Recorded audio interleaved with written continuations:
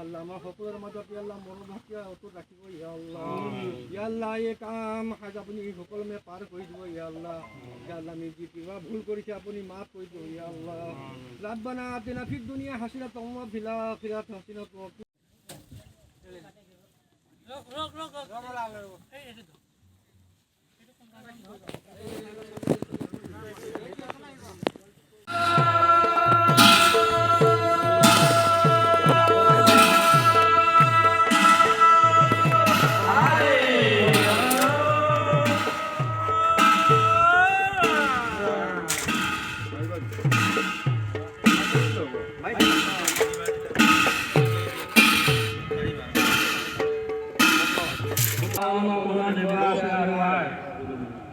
Jalan apa yang orang mereka lakukan kita betul-betul dalam sahabat kita dalam masalah-masalah.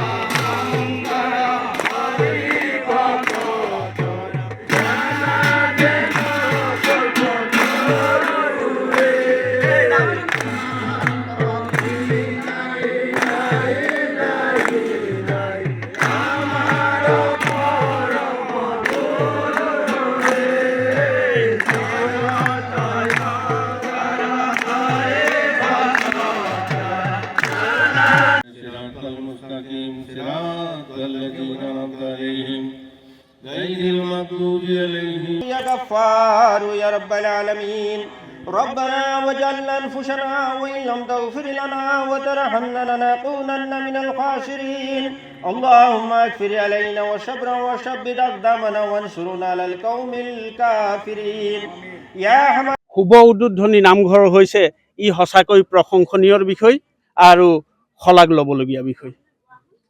সকলো একগোট হৈ প্ৰথমতে আমি উপেন্দ্ৰ হৰিদাসক ধন্যবাদ জ্ঞাপন কৰিব বিচাৰিছোঁ।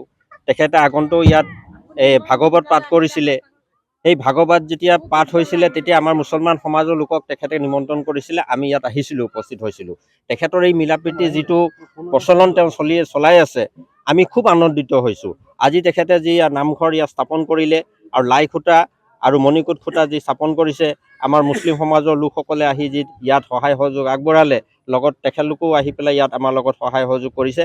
সেই গতিকে মই অসমবাসী ৰাইজক এই মিলাপ্ৰীতিৰ এই ভাৱটো যাতে সকলো মনত যাতে জাগৃত হৈ উঠে আৰু এই শংকৰদেৱ আৰু আমাৰ আজান পীৰ চাহাবৰ এই মিলনভূমি আৰু এই মিলনভূমিত আমি একেলগে বসবাস কৰি যাতে সকলোৱে শান্তিময় হিচাপে অসমত বসবাস কৰিব বিচাৰোঁ আৰু এই শান্তিয়ে কামনা কৰি মোৰ বক্তব্য মই সামৰণি মাৰিছোঁ।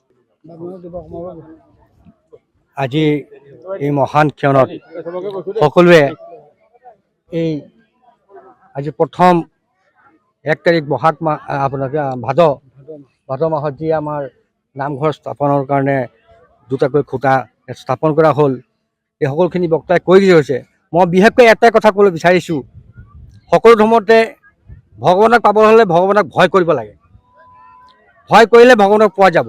আজি মই ৰাতিপুৱাৰ পৰা ইয়াতে দেখিছোঁ যি ধৰণে শংকৰদেৱে দেখুৱাই যোৱা আদৰ্শ মতে যি তেওঁলোকে যি কামভাগ আগবঢ়াইছে, যিমান ভয়ে ভয়ে আগবঢ়াইছে যে ভগৱানে আমাক দেখি আছে, এনেকুৱা এটা পৰিস্থিতি যে এনেকৈ কৰিছে যে কিবা ভুল হৈ যাব নেকি, ইমান সবধৰণে কামবিলাক কৰিছে। সঁচাই মই বৰ মুগ্ধ হৈছোঁ, খুব ভাল লাগিছে। এনেকুৱা এটা পৰিৱেশ যাতে আমি আনকালেও পাই থাকোঁ, মোৰ সেই আশাৰে মোৰ বক্তব্য সামৰণি মাৰিছোঁ। তাকে আজি মই যেতিয়াই কালি মোক নিমন্ত্ৰণ দিবলৈ গৈছিল, আজি প্ৰায় 4টামান জেগাত মোৰ নিমন্ত্ৰণ আছিল।